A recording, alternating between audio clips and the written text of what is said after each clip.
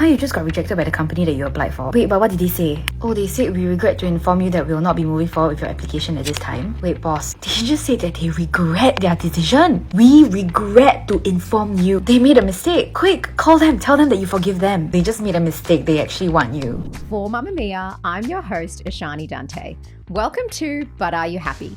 The podcast that proves your overanalysis does have a purpose. It's called Relatable Content. And I'm Dr Anastasia Hronis, a clinical psychologist passionate about happiness and mental health. We've all been rejected at some point, whether it's by a romantic partner, a university, a job, a friendship, a sports team, the list goes on. Yeah, and it's especially hard when you're in a season of life where the rejection just keeps piling up, like when you're applying for jobs and hearing crickets. Absolutely. It can take a real toll on your self-confidence. So today I'm breaking down why rejection hurts so much and how we can start challenging those negative thoughts that it stirs up. We all need to hear this episode, so let's get into it. Let's talk about rejection, Anastasia. Why does it hurt so damn much? It hurts. It hurts all right. It hurts so much. Rejection hurts because we have an evolutionary need to belong, to be part of the social group, to be a part of the pack. If we think back to the days of the cavemen and prehistoric times, we needed to be part of that social group for the purpose of survival, right? We needed the group for protection. If we weren't a part of the group, that meant we were isolated and we were so much more vulnerable to being attacked by a bear or a lion, or not finding safety and shelter for the night and being exposed to the elements, all these things. We needed to be part of a group for the purpose of protection. And so we are hardwired in that way to seek out connection and to want to be liked by other people because it's protective for us. So when we do experience rejection, that very primal part of the brain gets activated and goes, oh no, this is dangerous for us. This is bad. We need to belong. And it's interesting as you're talking about it, and especially speaking to the evolutionary perspective, it takes me back to, I think it was probably episode 2 where we talked about people pleasing in season 1. And it's interesting how so much of the stuff that we're talking about, there's such a common link to everything, right? It does come back to evolution and biology and what's going on inside of us. Absolutely. And I mean, that part of the brain has worked really well because it's ensured survival of the species, right? If we didn't have that part of the brain that wasn't sensitive to rejection or didn't want to protect us in that way, we probably wouldn't have survived for so many thousands of years. So we've made it this far, but we've made it this far because we're really good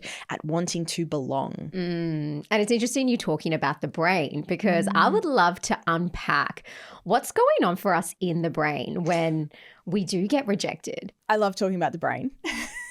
Neuroscience 101. Yes. Here we go. So let's talk about what happens in the brain when we get rejected. So there is good evidence and research to suggest that social rejection, so being rejected by people, by partners, by peers, etc., social rejection hurts as much as physical pain does. Really? Yeah. So if you've ever gone through rejection and you're like, oh, I can feel it, it hurts, it actually does hurt. This is so good to language out because it really does hurt like you have, I don't know, you've cut open your leg or, it does feel like physical pain. Yes, absolutely. And so what brain scans show is that the same parts of the brain actually light up when we experience physical pain as well as when we experience social rejections.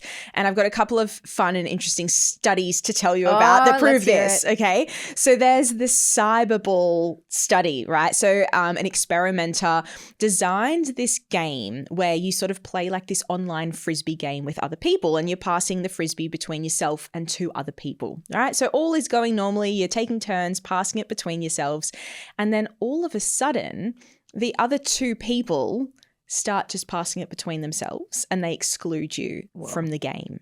And so they hook you up to sort of brain scans and things, and they show that the same areas of the brain that experience that physical pain also light up when we get that social rejection because it hurts. Even when we're playing a game with people we don't necessarily even know, to be excluded and rejected hurts. And they've done the same thing with people who've recently experienced breakups from relationships. And they get them to look this is kind of mean, but they get them to look at photos of their ex-partner and they scan their brains.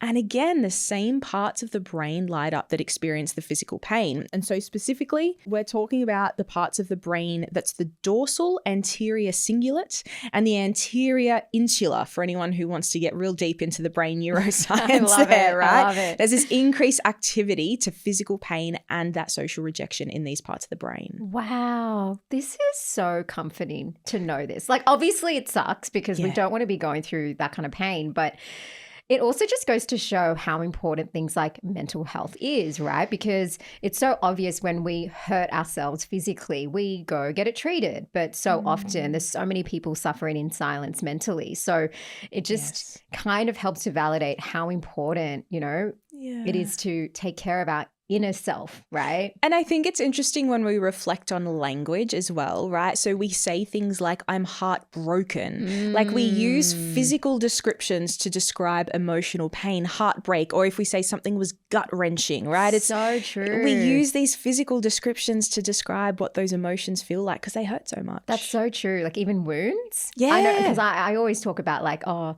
you know, wounds generally. I'm like, oh yeah, it is emotional wounds. There you go, neuroscience. It's not like just a poetic term we throw around when we talk about wounds and things like that. Yeah.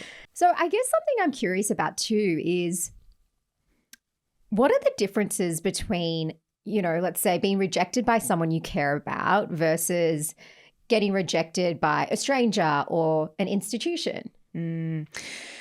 Often getting rejected by someone we know personally feels worse, just generally speaking. If we're rejected by someone we don't know, if maybe we're going for a job interview or you know, it's someone we've just met, we don't really know them very well, we can more easily dismiss this and kind of be like, well, they don't really know me, or maybe they didn't get to see my full potential in the interview, or they didn't really ask me that many questions. We can sometimes more easily justify why we've been rejected in that scenario.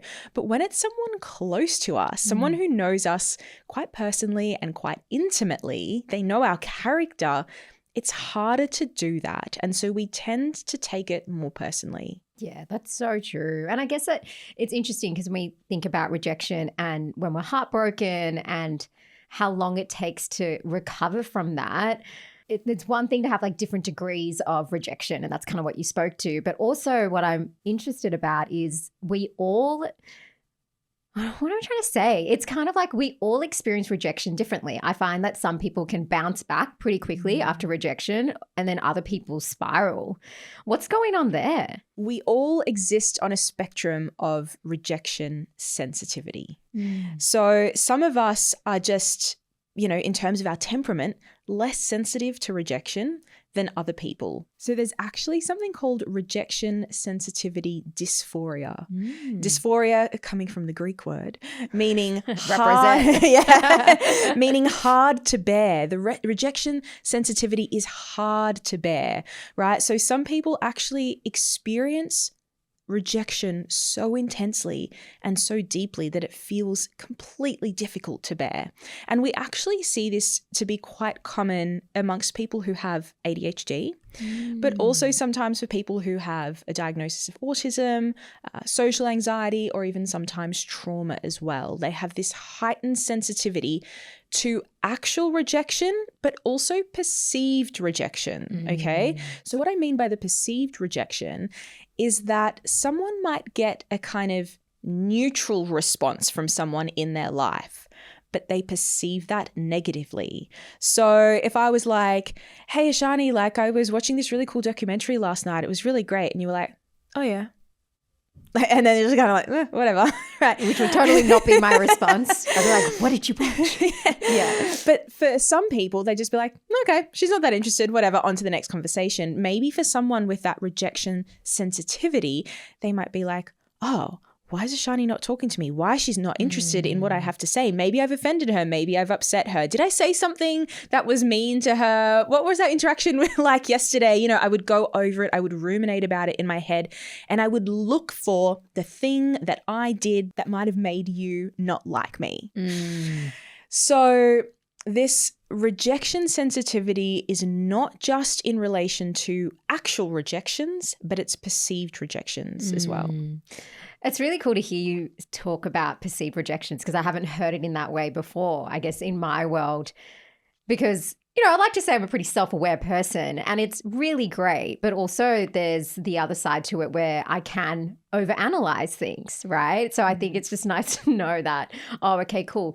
There's choice in how I can show up in that. But I can imagine that can be harder for some people that just are really spiraling in that perceived rejection too. Absolutely. And in terms of, if I bring it back to the brain, in terms of how the brain works, the more we use a pathway in the brain, the stronger it becomes, right? So the more I am attuned to looking for rejection in my life, the more I'm going to find it, because the more I'll see it or the more I'll interpret situations in that way, and it'll become a very automatic go-to lens through which I view social interactions and the world. And it's interesting too, because I know at the beginning of this conversation, you talk from an evolutionary perspective. And it's really fascinating because I know for so many people, including myself, we walk around the world fearing rejection, right? So then we start to change the way that we might show up. We might actually really like connecting with someone that's new at work and you're like, oh, I kind of want to be friends with them, but you're a bit nervous because there's that fear of rejection. And, that shows up in so many places. But what I'm hearing in this, which I feel like we're a bit of a broken record because we kind of say similar things in a lot of the episodes, but, rejection is inevitable. Yes. Like it is going to happen. We don't need to fear it, but also it's okay too, because that's our humanness, right? Coming through. Absolutely. It's not a matter of if, but when you will be rejected. Yeah. Yeah. And it's always a really good opportunity to learn more about ourselves, even though it sucks in the moment. But yeah, it always comes back to, okay, what are my values? What is it telling me about myself? So there is beautiful opportunities that can come from it. And I mean, it's not like we're the only ones to be rejected in the world. Everyone gets rejected, as we've said. And I find it kind of useful to sometimes look towards big celebrities or famous people who share their stories about rejection. I know the Beatles have a really kind of well-known one where they originally auditioned to get signed with Decca Records back in the 60s. And they basically were like, no, we're not signing you. We don't like your sound. And anyway, like guitar groups are going out of style. They're not going to be the future. And then they go on to get signed by another record label and become massive. I mean, they became the Beatles, right? So it's like they got rejected and look at them now. Wow. And it's so interesting because as you're saying that, it makes me think about Mindy Kaling. Absolutely love that woman. Mindy, if you're listening, I love you. But I heard that she initially got rejected from a sketch show where she was literally auditioning to play herself. And she didn't even get the part because apparently they say that she wasn't pretty enough or something like that. I know whoever that person was. Who says those things? I know. I was, very angry. But from that rejection, she ended up making her own show called The Mindy Project, which is... I love it. Amazing. I love the Mindy Project. So, but just like it's so nice and validating to know that, oh yeah, everyone goes through rejection and often it just leads to better outcomes. Yeah. And it's not like everyone goes through rejection and ends up just being sad and lonely. People go through rejection and end up having great careers and great lives as well. So a lot of good can come out the other end. 100%. Okay, Anastasia, what should we do if we are feeling rejected right now? Give us the roadmap. Okay, the roadmap comes in 3 parts this time, okay? First thing, name the pain. Okay, what is it that I'm feeling and why does this rejection hurt so much? What do I feel like this rejection says about me? Is it me thinking, I'm not pretty enough, I'm not good enough, I'm not smart enough, I'm not competent enough? What is that belief that's underlying that pain, right? If you can identify that for yourself, then you can work with that, right? What's the narrative? What's the story? What's the message I'm telling myself about what this rejection means to me? So if I apply for a job and I don't get it, am I telling myself I wasn't smart enough? If I'm going on a date with someone and they say they don't want to see me again, am I telling myself I'm not funny enough or I'm not interesting enough or I'm not pretty enough? Try and identify what those deeper beliefs are that you hold about yourself that are kind of being triggered up to the surface. I love that because it's kind of just getting to the root of why we're feeling that way. Yes. Yeah. And the reality is these beliefs often get triggered up repeatedly. If I have this kind of wound around I'm not pretty enough, it's probably going to come up repeatedly through my life in different circumstances and situations. So being able to identify it for myself can actually be really helpful in a lot of different ways. And that just goes to show how important it is to stop avoiding, stop avoiding what the actual root cause is as well, because then we end up numbing it or avoiding it, and exactly what you said, we keep going around in circles and circles. Yes, the avoiding it is only temporary until the next time something triggers it back up. Yeah. Okay, so that's the first part. Yeah. So first part is just being able to name the pain, identify it for ourselves. What am I feeling and what's the belief? The second part, this is where we challenge the pain that's coming with the rejection, right? I'm not going to actually sit here and give you a it's not you, it's them kind of message that might make us all feel warm and fuzzy. I'm going to kind of push us a little bit on this, right? What I want you to do, if you're listening along and you want to try this, I want you to look at yourself. What I mean by that is almost take a bird's eye view of yourself right now. Where are you? You're sitting on a seat? Are you walking down the street? Are you in the office? Where are you? Look at yourself. Take the bird's eye view. Okay. So if you can see yourself, I want you to take it one step further. Zoom a bit further out and look at everyone in the street, right? Get that visual in your mind of the whole street. We're in the city now, so I'm imagining the whole street full of people buzzing around in their working week, right? Zoom out further. Imagine the whole suburb full of people going about their day, doing their thing. Zoom out further. Imagine the whole country and all the people who are doing all their things. Zoom out further. Imagine the whole world, okay? You are one person in amongst all the stuff that's going on, all the things that are happening. You are one person in one moment in time. In the history of time, right?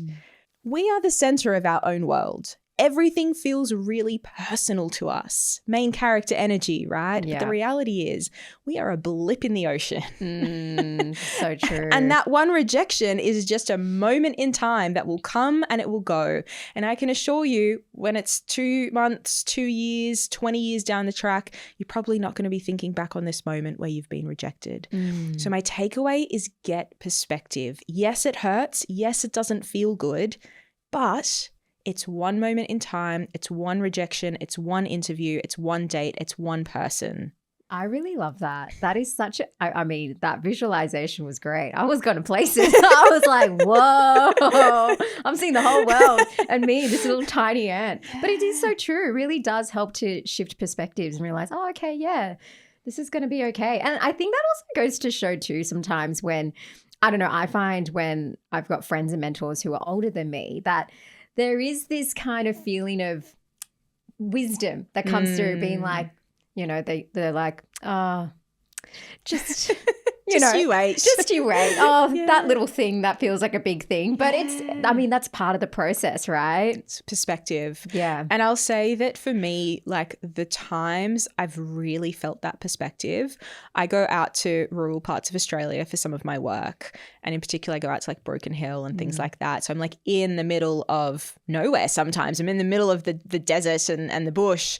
And when you sit out and it's silence and you've just got landscape and just vastness around you, you really just feel like this just this speck in the world.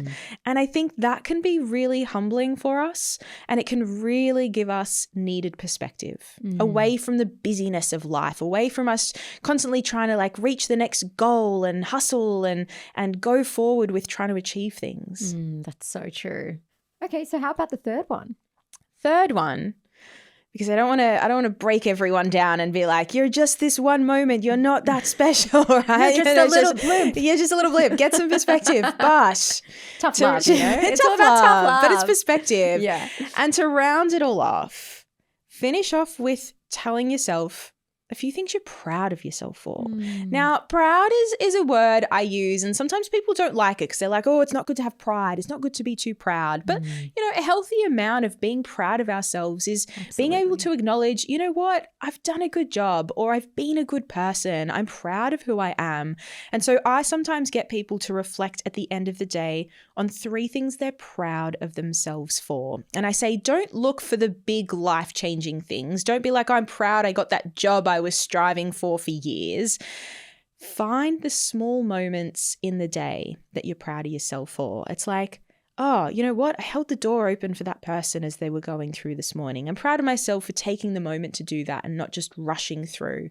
Or I'm proud of myself for taking the time to really talk to my friend who was struggling, even though I was really busy, and I made that time for them. I'm proud of myself for that.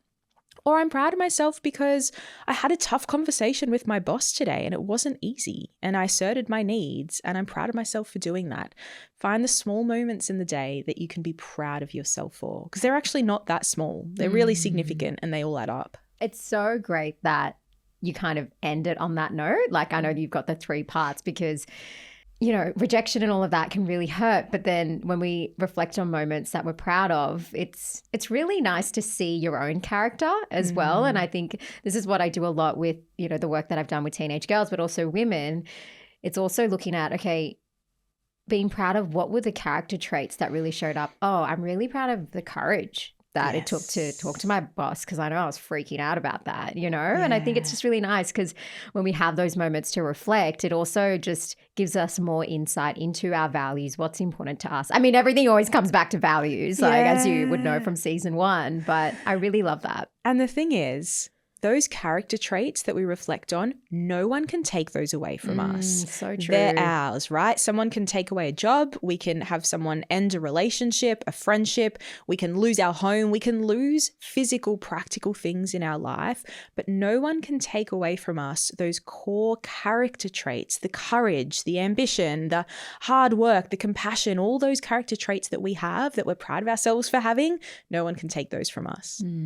So, Shani, I'm going to throw it to you and put you on the spot. Oh, we love it.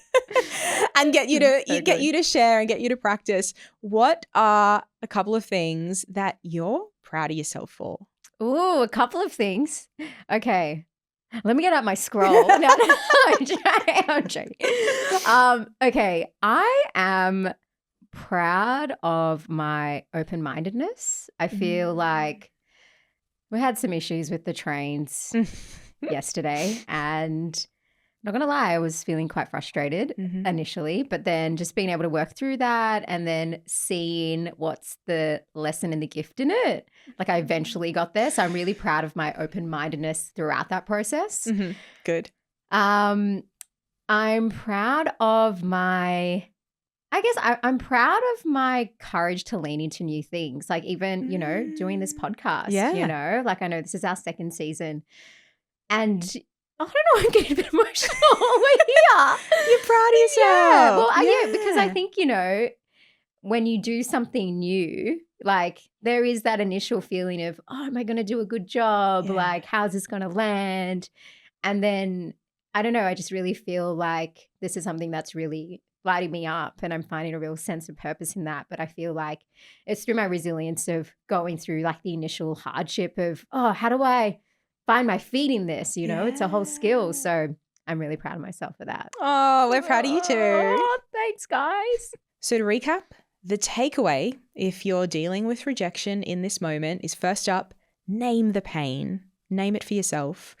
Second, get some perspective. This is one rejection in one moment in time in the whole history of your life, of what's happened and what's to come. And third, reflect on the things that you're proud of yourself for, those character traits that you have internally within you that no one can take away from you. We've reached that time in our episode where we answer a question or dilemma from one of you, our listeners. This dilemma comes from Sally. I've been rejected before and it sucked. But now I'm on the other side, and honestly, it's just as hard. I've been dating someone for a little while, and I've realized they're just not right for me. I tried to end things gently over text, something honest but kind, saying I felt the chapter had closed. but they're still messaging, like the breakup didn't quite land. I don't want to ghost them, but I also don't want to crush their confidence or make it seem like it's all their fault. The messages keep flooding in though. How do you reject someone with compassion and clarity without dragging it out or causing emotional damage? Ooh. That's hard. This is a tough one. And actually, I want to say straight up that this feels like not just an uncomfortable situation, but one of those situations that has the potential to go bad, right? And it's never okay for someone to be respecting your boundaries so much. So just make sure that you're safe, look after yourself, and just be careful. What I'm hearing in this is that you haven't necessarily ghosted them or not communicated with them. You've tried to communicate that thanks, but no thanks. You know, like we went on some dates or we're seeing each other, but we're sort of done now. And I think if you have communicated clearly to someone, then it's okay to stop communication with them.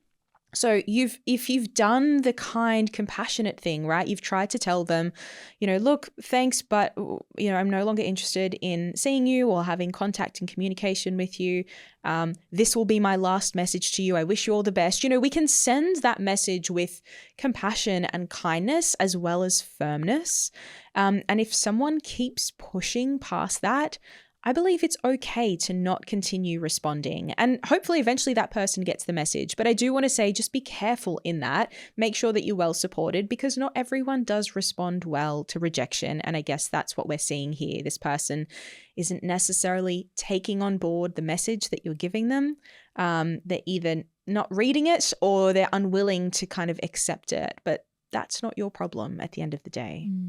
And Sally, I'll also add that you're not alone in this. Like, we do see this happen, unfortunately, when people do enter relationships or they go on dates with people and then they want to end it. Sometimes people can't take no for an answer very easily, unfortunately. And that means that you end up on the receiving end of a lot of contact and communication. So if you are feeling like you're struggling with it, do reach out to friends and family for support. Get that support in your life.